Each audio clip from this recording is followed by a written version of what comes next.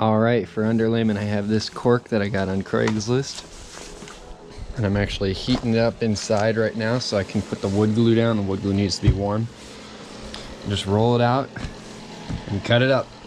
And it's kind of annoying because you can't use a pencil or anything to mark anything, so I pretty much just guessed on everything. It's really brittle also, so it's kind of hard to work with, but I'm going to have this floor. I'm going to put that floor in its tongue and groove engineered bamboo.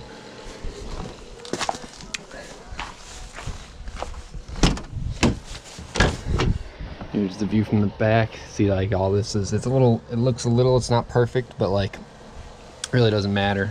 Weight it down when I needed to. For this cork, you actually want to, when you roll it, it's not flat.